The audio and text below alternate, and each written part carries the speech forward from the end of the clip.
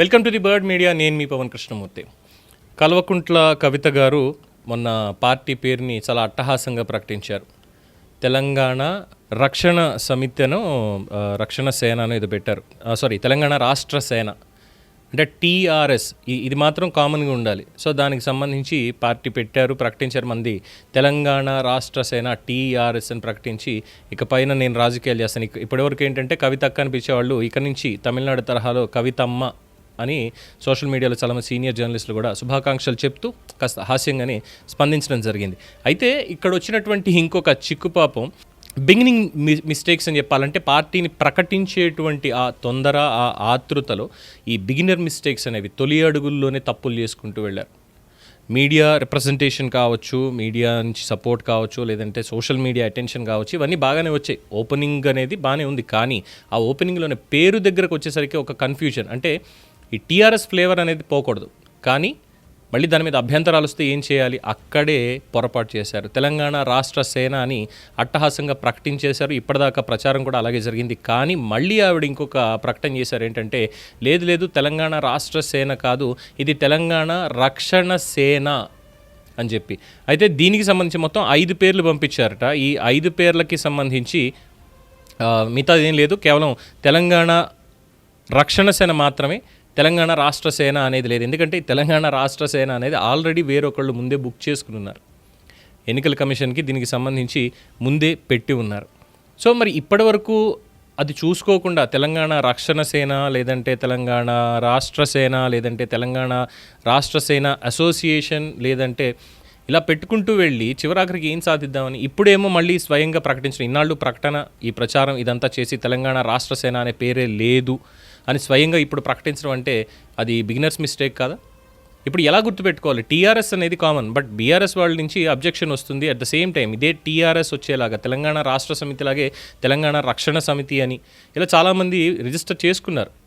అవన్నీ పెండింగ్లో ఉన్నాయి. మరి అందులో ఇప్పుడు వీళ్ళకి కూడా ఇస్తే సాంకేతిక కారణాలను ఇంకోటో ఏదో ఒకటి ఇబ్బంది అవుతుంది. సో దానికి సంబంధించి బీఆర్ఎస్ అభ్యంతరాలు కావచ్చు, లేదంటే ఇంతకుముందు వేరే వాళ్ళు తెలంగాణ రాజ్యోత్సవ సమితి అని, లేదంటే తెలంగాణ రాజ్య సమితి ఇలా చాలామంది అదే టీఆర్ఎస్ వచ్చేటువంటి విధంగా అప్లై చేసుకుని ఉన్నారు.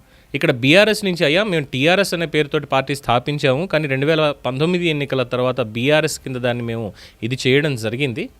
ఆ టీఆర్ఎస్ నుంచి బీఆర్ఎస్గా వచ్చింది కాబట్టి మరి ఆ టీఆర్ఎస్ అవైలబిలిటీ ఉందా లేదా అని టెక్నికల్గా ఎన్నికల కమిషన్ చెప్పాలి. అది కూడా ముందు తెలుసుకున్నారా లేదా?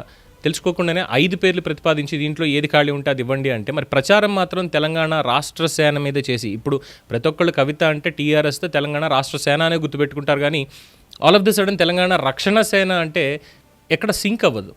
మరి ఆ బిగినర్ మిస్టేక్ ఎందుకు చేసినట్టు?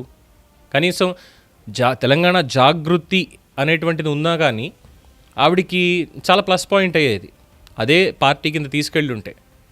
ఎందుకంటే ఆ పేరుతో వేరే ఏం లేవు కాబట్టి ఆవిడే ముందు దాన్ని స్థాపించి దాని నుంచే తన రాజకీయ ప్రస్థానాన్ని మొదలుపెట్టారు. కాబట్టి బతుకమ్మ ఉత్సవాలు కావచ్చు, లేదంటే బతుకమ్మ చీరల పంపిణీ కార్యక్రమాలు కావచ్చు, ఇక సాంప్రదాయబద్ధంగా ఏదున్న మొత్తం అన్నింటినీ కూడా తెలంగాణ జాగృతిని బలోపేతం చేసుకున్నారు. ఆ వింగ్ అనేది ఉంది కదా. సో ఇప్పుడు తెలంగాణ జాగృతి ఏమైపోతుంది? కొత్తగా తెలంగాణ రాష్ట్ర సేన, లేదంటే తెలంగాణ మన రక్షణ సేన, దానికి మళ్ళీ అసోసియేషన్ అని ఇంకొకటో ఏదో యాడ్ చేసుకుంటూ ఇవన్నీ పెట్టుకుంటే ఈ కన్ఫ్యూజన్ తోటి ప్రజల్లోకి వెళ్లాల్సినటువంటి ఆ పేరు వెళ్ళదు. కాబట్టి ఇదే బిగినర్ మిస్టేక్ అంటున్నారు విశ్లేషకులు. సో ఈ టీఆర్ఎస్ పేరుకి చాలా అభ్యంతరాలు అయితే ఇప్పటికే వచ్చాయి. బీఆర్ఎస్ పార్టీ వాళ్ళు చాలామంది దీనికి సంబంధించి కంప్లైంట్ కూడా ఇచ్చారు.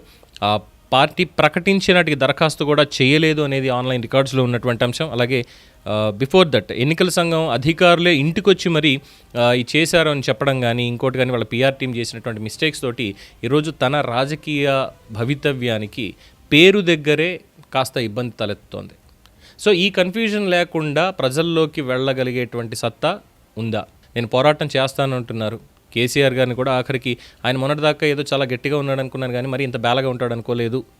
ఆయన మిగతావన్నీ పక్కన పెట్టేశారు అన్నటువంటిది. ఇక కేటీఆర్ వాళ్ళు కూడా ఏంటంటే తెలంగాణలో పార్టీలు వస్తూ ఉంటే పోతూ ఉంటాయి, పాలిటిక్స్ ప్రజాస్వామ్యం కదా అన్నటువంటి వ్యాఖ్య, అంటే గుర్తింపు అనేది లేకుండా. మరి ఇప్పుడు ప్రస్తుత బీఆర్ఎస్ లేదంటే తెలంగాణ రాష్ట్ర సమితి పూర్వంలో దానికి ఉన్నటువంటి వీళ్ళందరూ కూడా ఏ విధంగా మరి ఈవిడ వైపు మొగ్గు చూపుతారు? ఇంకో పక్కన బీజేపీ బలపడుతోంది. మోడీ గారి పర్యటన తర్వాత ముందుగా బెంగాల్ రాజకీయాలకు సంబంధించి అక్కడ రిజల్ట్ వచ్చిన తర్వాత అప్పుడు ఇక్కడ తెలంగాణలో కూడా బీజేపీ ఇంపాక్ట్ అనేది ఇంకా పెరుగుతుంది. మరి ఈ నేపథ్యంలో వీళ్ళందరినీ తట్టుకుని కవిత ఏ విధంగా ముందుకు రాగలుగుతారు? మొత్తం బీఆర్ఎస్ నుంచి ఉన్న వాళ్ళందరూ కూడా కవిత వైపే నిల్చుంటారా అన్నది కూడా ఇక్కడ ఒక ప్రశ్నగా మిగులుతుంది. చూద్దాం. పేరు దగ్గరే ఇంత కన్ఫ్యూజన్ అయితే రేపు పొద్దున్న పాలసీ విషయంలో మరి ఇంకెంత కన్ఫ్యూజన్ ఉంటాయో, మరి దానికి సంబంధించి ఎలాంటి ప్లానింగ్ చేసుకుంటున్నారో, పిఆర్ టీంలని కాస్త జాగ్రత్తగా పెట్టుకోవడం అనేది మాత్రం ఇక్కడ చెప్పదగినటువంటి ఒక సూచన. తర్వాత వారి ఇష్టం. దీని మీద మీ అభిప్రాయం తెలియచేయండి. చూస్తూనే ఉండండి ది బర్డ్ మీడియా.